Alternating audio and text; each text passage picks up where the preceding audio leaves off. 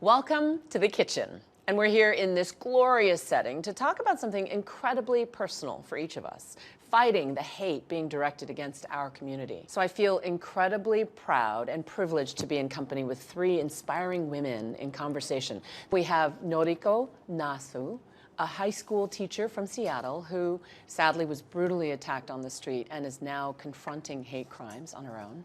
Minjin Lee, acclaimed author of Pachinko, who wrote an incredibly moving and personal essay in the New York Times describing the violence that you faced and the long history of anti-Asian hate. And Thenmozhi Soundararajan, a Dalit American who heads an organization using technology to fight against caste apartheid and white supremacy. First of all, thank you all for joining me because this is such an important conversation that we're having.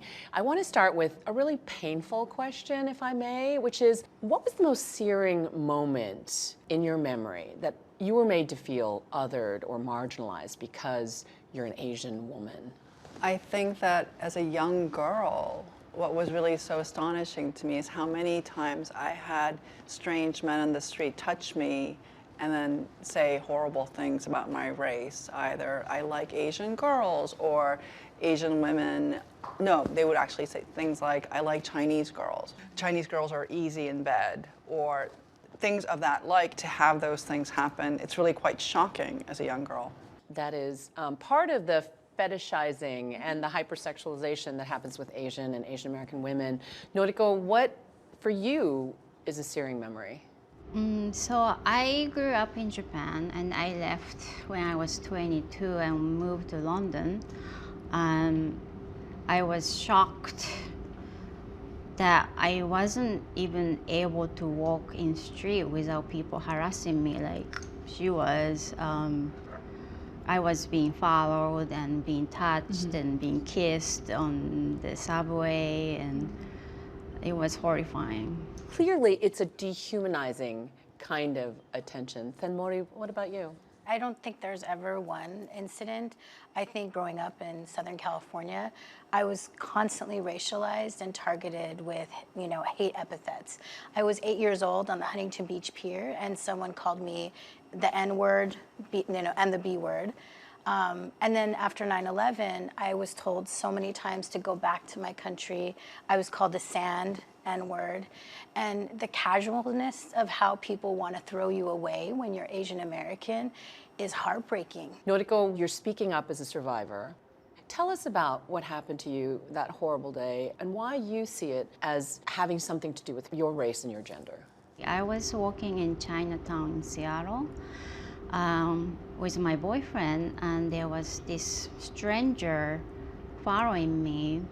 He hit me in the face with a rock in a sock. First, I didn't think it was racially motivated, but then I saw the video, the surveillance video, and it shows that how the guy, the attacker, was standing not next to me, but next to my boyfriend, who's not Asian, and he kind of leaned forward and avoid my boyfriend and hit my face. And your injuries were extensive. Yeah, I had broken my nose. I had cuts on my face and 2 broken teeth. And I had traumatic brain injury. Whenever I look at the mirror, I look different. My face looks different. My teeth feel different. My nose feel different. And that's a constant reminder of that incident. It just really robbed me. I know you felt strongly that you wanted to confront hate and confront this issue head on. I think I'm very fortunate that I get a lot of support from the community and people who experience the hate personally and never shared with others. They would write to me and share their story with me, and I was really moved by that. And at the same time, I was just shocked that it's so prevalent and it's everywhere, but we don't really talk about it. I decided I need to speak up for them. And to be clear, the prosecutor said that because no words were exchanged, they can't determine a motive and decided not to press hate crimes charges. And the suspect pleaded not guilty. What do you make of the criminal justice aspect of it? I was really shocked. I mean, I felt like the justice system is not for us. Minjin, I'm watching you listen to this story. I saw expressions flash across your face. I'm so angry. I mean, I'm outraged. And above all, I'm so sorry this happened to you. Thank you. And I think that it's happened to so many people in this country. And I think that when we feel that the justice system doesn't work, and we feel that people don't believe us, it makes us believe that we don't matter. Asian American women are changing their daily routines. You know, you took the Buddha out of your car. Yes. There's an erasure of identity. What did that feel like when you had to take that out? It's like I cannot be myself. I have to hide. Like, but you know, at the beginning I wasn't. I told my friends like I'm gonna put it away, and no one took me seriously. Like, oh no, that doesn't happen in Seattle. And then I got attacked, and so there is I think a lot of times people don't take your worry seriously. Coming out of the Trump administration, I remember the first thing that people told me, and I don't know if this happened in your guys' families, but immediately people told my mom, don't put Indian decorations outside of the house because people will know that you're an Indian house, and you know my mom could become a target of a hate crime. And I remember my mom cried because she was so worried. And kids were saying, you know, we're really scared, Thenmozhi auntie, we don't know what's going on. And I said, well, tell me, what's happening? And they would talk about how they would play the wall at school. And they had to play the children on the other side, and they had to like climb the wall to get back in. And then this one kid was telling me about how she'd have nightmares because she thought that Trump was going to come and take them out of their home. And she drew it on this, like, you know, paper. And I just think what it means to have absorbed all this hate for all this time, it's impossible for like any one person to carry the burden of it. And yet we all know how difficult hate crimes charges are, whether it's a language barrier, the witnesses might not be able to understand what's being said. And we talked about the casual, sexualized harassment that we all experienced growing up. And I think that was some of the controversy around the Atlanta spa shootings, right? 8 people are killed, 6 of whom are Asian or Asian American women. The sheriff comes out to a microphone and says, the shooter says it wasn't about race, he had a sex addiction. And many in the Asian American Pacific Islander community took issue with that. The evidence of our lives. Those women were absolutely targeted because of their race. And anytime someone says to me that you could somehow deracinate me, desexualize me, and say that, you know what, that was just a crime, it was an economic crime, I say, that's nonsense. Because I cannot take away my race or my gender or my socioeconomic class or my ethnicity. And it's ignorant to say those things to me. And also, I disagree, and I will disagree until I die. I interviewed the FBI, who said there are burglary rings that target certain ethnic businesses because of stereotypes that they believe. The thing that's so frustrating is that they'll deracialize us in the context of these crimes, but they have no problem racializing us when they want to racially profile us. When you think about 9/11 and the Muslim ban, think about how many, you know, South Asian Americans and Muslim Americans that were clearly targeted for state Islamophobia. I want to make sure that you address the tensions within your own community of being Dalit American. Within the South Asian community, caste-oppressed Americans are minorities within minorities. If you're born into a lower caste, like my family was, you basically are sentenced to a life of separate places of worship. You live in separate villages, and you face punishing violence back at home. So for me, I mean, I really think about this moment around the Atlanta shootings as a call to action and organizing, because in many ways, it was a moment that was an inflection point of deep despair, and everywhere across the country, including with Caste oppressed Americans, we have mobilized in ways you have never seen before. We do community safety patrols where we're walking intergenerationally people to their homes. You know, Caste oppressed Americans are leading the civil rights movement towards caste equity, where we're fighting for equitable workplaces, and we got, 23 campuses in the Cal State system, the largest public university system in the world, to add caste as a protected category. And we're breaking the silence to tell our truth and demand the right to heal. 9/11, it was a classic example of a time when a part of our community was targeted, and many feel that the rest of the community either didn't recognize it quickly enough or do enough to act in unison. Well, I think that, we're all racialized to be Asian American under white supremacy. We're expected to do what we can to be the model minority, to live the American dream.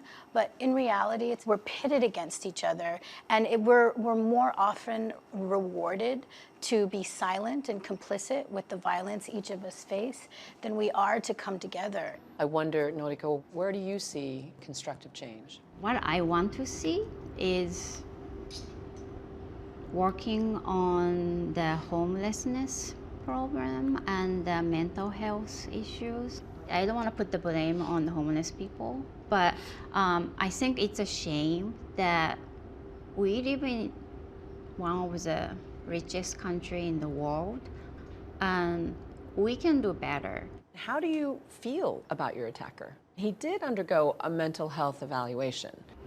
I feel conflicted because I could see his anger and hate and the pain. I'm not there yet to forgive him from the bottom of my heart. But at the same time, I feel like he's also a victim of the society. I just have to wonder what kind of childhood he had and why he ended up like that and what could have been done to save him. Yeah. There's a lot for you to have to contend with. It's extraordinary, though, for you to even be thinking about it in those terms. I think it's for myself as well, for my peace. I don't want to have hate inside me. I want to let go. So I'm trying really hard. I'm not being able to do it. I haven't been able to do it yet, but I'm working towards it. It's not something that can be rushed. And so how do we overcome that fear? How does our community, our allies, unite to stand up to hate? I think that what's really troubling for me is that all of us are tying ourselves into knots trying to figure out how do we de-ethnicize ourselves? How do we take away markers and signifiers that we're Asian? We keep trying to make ourselves more Americanized, whatever that means, or to become more Anglo. And by the way, it's not working. We can achieve to our very, very highest levels, and it's still not enough. And again, our race is somehow considered white adjacent, and therefore we don't have problems. And obviously that's not true. So one of the things that I find really unfair is that you're asking the victims, find the solutions. You're a teacher in high school. Why are you thinking about federal solutions? Right. How is that fair? How is that fair? Yeah, exactly. Right? And in New York, I have asked individuals to tell me, what are you doing differently? And people are saying, I'm carrying pepper spray. So is that the answer? Of course not, because if you know how pepper spray works, is you remove it and you spray it, but apparently you're supposed to cover your eyes. I had pepper spray when I was attacked. Right, and how did that work out? It doesn't work, because none of us are quick draw pepper spray people. And I've also been told that we should arm ourselves. I got an email just yesterday telling me that we should arm ourselves. I mean, is that the solution? And I know that's not true. And yet, how do we fight the structural nature of what we're up against? The solution is also not to throw up our hands and say, it's bigger than us. We cannot do this by ourselves. We have to constantly build coalitions with ourselves and also other communities of color, as well as with our white allies who say, this is not okay. I also think teaching history is really important too, because it's not like this is the first time people have been racist towards Asian Americans, and the fact that it's cyclical and it happens over and over and over again, from Yellow and Dusky Peril to Vincent Chen to this moment that we're in right now, because we're not the problem. Everything that you're saying, I totally agree with. Right, and xenophobia held by other communities of color are very important. And Yes. whatever messages that are occurring, it's that all of us are internalizing the messages that the outsider is bad. And whatever that is going on, we need to go to the root of that too. It's very important to address that. How do we move forward? I think that it's a really difficult time, but it's also a very important time. And I take great courage in today. Hopefully that all of us who are watching are actually thinking, I want to have greater awareness. We'll talk to our friends. And then for members of our community, I hope that you will say that you won't just brush it off. That will say that it hurts.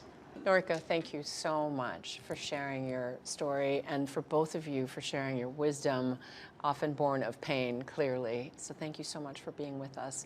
Let's keep this conversation going, as Minjin suggests, using the hashtag Soul of a Nation to voice your thoughts, your opinions on the topics we talked about today. Thanks for joining us.